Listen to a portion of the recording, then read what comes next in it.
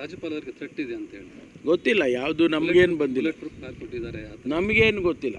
ನಮಗೆ ನನ್ನ ಪರಿಮಿತಿಯಲ್ಲಿ ಯಾವುದು ಕೂಡ ಆ ರೀತಿ ರಾಜ್ಯಪಾಲರಿಗೆ ಥ್ರೆಟ್ ಇದೆ ಅಂಥೇಳಿ ನನಗಾಗಲಿ ನಮ್ಮ ಡಿ ಜಿಗಾಗಲಿ ಯಾವುದಕ್ಕೂ ಕೂಡ ಬಂದಿಲ್ಲ.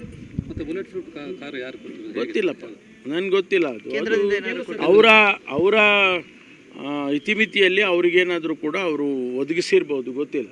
ಈಸ್ ಎಂಟೈಟ್ಲ್ಡ್ ಸೆಕ್ಯೂರಿಟಿಗೆಲ್ಲ ರಾಜ್ಯಪಾಲರು ಅಲ್ಲ ರಾಜ್ಯಪಾಲರಿಗೆ ಮತ್ತು ರಾಷ್ಟ್ರಪತಿಗಳಿಗೆ, ಪ್ರಧಾನಮಂತ್ರಿಗಳಿಗೆ, ಕೇಂದ್ರದ ಗೃಹ ಸಚಿವರಿಗೆ, ಕೇಂದ್ರದ ಡಿಫೆನ್ಸ್ ಮಿನಿಸ್ಟರ್ಗೆ ಮತ್ತು ನಮ್ಮ ರಾಜ್ಯದಲ್ಲಿ ಮುಖ್ಯಮಂತ್ರಿಗಳಿಗೆ ಅವರಿಗೆ ಇವೆಲ್ಲ ಫೆಸಿಲಿಟೀಸ್ ಕೊಡೋದಕ್ಕೆ ಅವರು ಅರ್ಹತೆ ಇದೆ.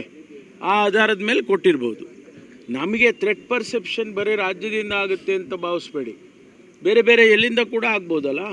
ಅದಕ್ಕೆ ರಿಪಬ್ಲಿಕ್ ಡೇ ಟೈಮ್ನಲ್ಲಿ ಪೆರೇಡ್ ಮಾಡುವಾಗ ಅಥವಾ ರಿಪಬ್ಲಿಕ್ ಡೇ ಸೆಲೆಬ್ರೇಟ್ ಮಾಡುವಾಗ, ಆಮೇಲೆ ಇಂಡಿಪೆಂಡೆನ್ಸ್ ಡೇ ಸೆಲೆಬ್ರೇಟ್ ಮಾಡುವಾಗ ನಾವು ರೆಡ್ ಅಲರ್ಟ್ ಕೊಡ್ತಾರೆ, ಕೇಂದ್ರದಿಂದ ಕೊಡ್ತಾರೆ ಮತ್ತು ನಮ್ಮ ರಾಜ್ಯದಿಂದ ನಾವು ಕೂಡ ಎಲ್ಲ ಕಡೆಯೂ ರೆಡ್ ಅಲರ್ಟ್ ಕೊಡ್ತೇವೆ.